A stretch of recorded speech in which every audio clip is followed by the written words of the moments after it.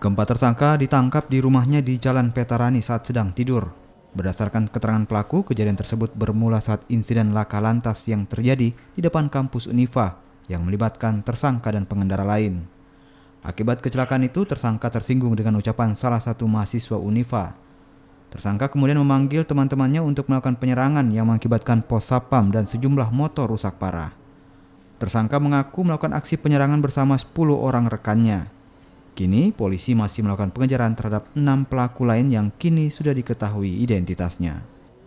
Untuk kasusnya, yakni para pelaku adalah masyarakat.